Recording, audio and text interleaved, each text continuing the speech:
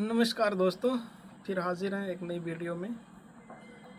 आज बहुत interesting topic है कि जो 90वीं सेंचुरी में इंडिया में बहुत सारे सोशल रिफॉर्म हुए, उसके बारे में आज हम बातचीत करना चाहेंगे आपसे। अक्सर एक क्वेश्चन हमारे दिमाग में आता है कि हमारे पुरखों ने अंग्रेज़ों को भगाने के लिए कितना प्रयास किया, उसके बाद हो गए।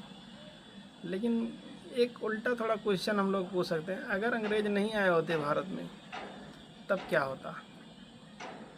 क्या हमको जो बेसिक ज़रूरतें हैं हमारी, क्या इस पे कोई प्रभाव पड़ता उनके ना आने से?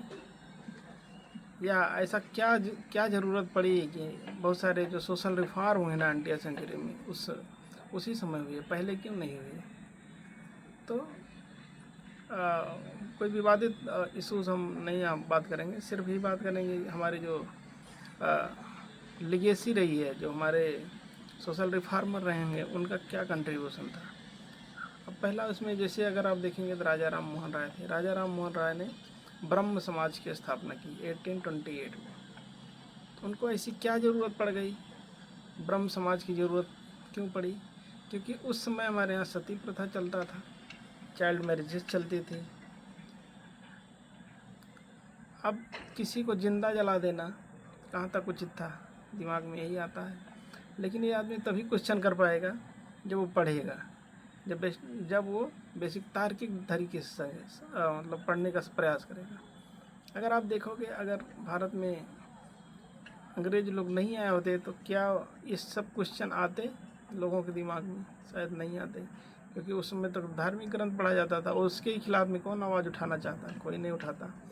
इसीलिए जब लोग वेस्टर्न एजुकेशन को अपनाए, तार्किक शिक्षा को अपनाए, तो उनके दिमाग में निश्चित रूप से शिक्षा ही तर्क को जन्म देती है और शिक्षा के ही माध्यम से लोग क्वेश्चन पूछना शुरू करते हैं।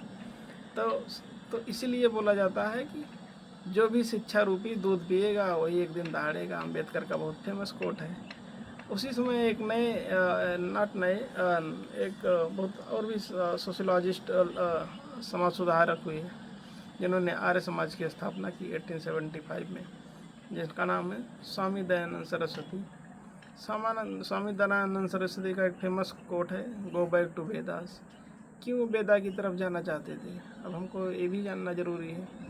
वेदास में हमारे यहाँ वर्ण सिस्टम था। वर्ण सिस्टम का मतलब जैसे अभी आज वर्तमान संदर्भ में समझना चाहोगे तो हमारे यहाँ ऐसे group A, group B, group C, group D की जॉब होती है। लोग अपनी योग्यता के अनुसार, अपने एजुकेशन के अनुसार उसमें जाकर एग्ज़ाम देते हैं और जॉब पा जाते हैं। मान लो कोई ग्रुप डी में हुआ है और बाद में उसके और मेहनत की तो उसने ग्रुप ए में आ गया। उसी टाइप से पहले होता था ब्राह्मण, क्षत्रिय, वैश्य और शूद्र। कोई ब्राह्मण रहता था, अगर वो मतलब वो नाकाम रहा पढ़ने लिखने में तो वो दूसरे जो है व्यवसाय को अपना सकता था। तो लोग अपने जो है योग्यता के अनुसार वर्ण का जो है चयन कर लेते। वर्ण का मतलब होता है चयन करना। तो लोग, कोई शूद्राज भी है, अगर वो मेहनत किया तो ब्राह्मण बन जाता था। कोई ब्राह्मण है, क्षत्रिय बन जाता था, क्षत्रिय ब्राह्मण, मतलब वो चैलेंज होता। लेकिन पोस्ट वैदिक पीरियड में आप देखोगे धीरे धीरे उसमें रिजिडिटी आ गई। लोग जो है वर्ण सिस्टम से कास्ट सिस्टम की तरफ शिफ्ट हुए। मुगल कालीन पीरियड में आप देखोगे तो और भी वो रिजिड हो गया, जिसकी वजह से एक खास तबके को, स्पेशली वीमेन और दलित कम्युनिटी को शिक्षा के अधिकार से भी वंचित कर दिया गया। और बहुत सारी अन्य जो है कुप्रथाएं उसमें शुरू हो गई थी।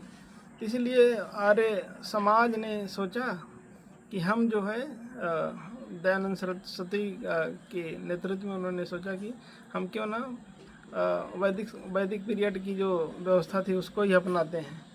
इसके अलावा आप देखोगे तो एक प्रार्थना समाज बना। प्रार्थना समाज में स्पेशली दो लोगों ने बहुत महत्वपूर्ण भूमिका निभाई। एक थे आत्माराम पंडरुम और दूसरा थे महादेव गोविंद रनाडे। जैसे कि आप जानते हैं हमारे यहाँ जो भी 90वीं सेंचुरी में सोशल रिफॉर्म हुए, दो जगह स्पेशली हुए थे। एक वेस्ट बंगाल बहुत ज़्यादा उससे प्रभावित था और महाराष्ट्र। वेस्ट बंगाल में लिटरेरी जो है रिफॉर्म्स बहुत ज़्यादा हुए थे, जबकि महाराष्ट्र में सोशल रिफॉर्म हुए। तो जो ये प्रार्थना समाज था ये महाराष्ट्र में था। सोशल रिफॉर्म को लेकर बहुत ज़्यादा वो लोग चिंतित थे। तो जो प्रार्थना समाज के लोग थे वो लोग चाहते थे कि जो भारत में कास्ट डिस्क्रिमिनेशन है, अनटचबिलिटी प्रैक्टिसेस हैं, चाइल्ड मैरिजेस हैं, उसको ख़त्म होना चाहिए। इन लोगों की प्रयासेस से अगर आप देखोगे तो अंग्रेज़ सरकार उसमें जो तत्कालीन गवर्नमेंट थी उसने शारदा एक्ट पास किया। शारदा एक्ट का मतलब हुआ शारदा एक्ट 1929। उसमें ये था कि जो भी आदमी जो भी लोग शादी करना चाहते हैं, कम से कम लड़का और लड़की की उम्र 13 ईयर होनी चाहिए। उसके पहले अगर आप शादी करोगे तो आपको जेल जाना पड़ेगा। जिसे अभी आप देखोगे वर्तमान में हिंदू मैरिज एक्ट है 1955। अगर आप चाहते हो शादी करना तो आपकी मिनिमम एज 21 ईयर रखी गई है। तो इन सोशल रिफॉर्मर जो भी सामाजिक सुधारक थे, इनकी वजह से क्या हुआ, समाज में एक नया बदलाव आया। महाराष्ट्र के और भी एक फेमस समाज सुधारक हुए ज्योतिबा राव फुले, उनकी वाइफ सावित्रीबाई फुले। सावित्रीबाई फुले ने क्या किया था, महिलाओं के लिए पहला स्कूल खोला। पहले महिलाओं की स्कूल जाने की आज़ादी नहीं थी, तो उन्होंने स्कूल खोला, उसके लिए बहुत सारा संघर्ष किया और उनके प्रयासों से जो है महिलाओं को आगे बढ़ने में एक दिशा जो है मिली। ज्योतिबा राव फुले ने एक गुलामगिरी बुक भी लिखा जो कि बहुत फेमस हुई और बहुत सारे सामाजिक सुधार उन्होंने किए। हर जगह छोटे स्तर से लेकर बड़े समाज उन्होंने विरोध किया। जो भी कुप्रथाएं दिखी उसका भरपूर उन्होंने विरोध किया, जिसकी वजह से बहुत सारे चेंजेस देखने को मिले। तो ज्योतिबा राव फुले उसमें बहुत महत्वपूर्ण भूमिका निभाई। इसके अलावा आप देखोगे रामकृष्ण मिशन, स्वामी विवेकानंद का नाम सारे लोगों ने हो सकता सुने होंगे। शिकागो में उन्होंने भाषण दिया, उसकी वजह से बहुत ज़्यादा फेमस हुए। वो भी बहुत रिलीजियस वे में, स्पिरिचुअल वे में भारत में सुधार लाने का प्रयास कर रहे थे।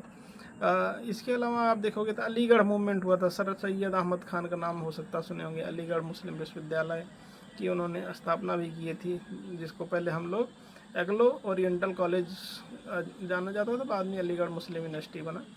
तो बहुत एजुकेशन के में रिफॉर्म लाने के लिए सर सैयद अहमद खान का बहुत बड़ा योगदान रहा है। इसके अलावा अगर आप देखेंगे तो अगर साउथ इंडिया में आप जाते हो या अगर महाराष्ट्र में देखेंगे तो आप पंडिता रमाबाई थी, ईश्वर चंद्र विद्यासागर थे, ये सारे लोगों ने बहुत महत्वपूर्ण भूमिका निभाई। साउथ इंडिया में पेरियार का नाम बहुत फेमस है। पेरियार के ही सतत प्रयासों से वहाँ ओबीसी समाज को एक नया दिशा मिला। उन्होंने सेल्फ रिस्पेक्ट मूवमेंट वहाँ चालू किया था।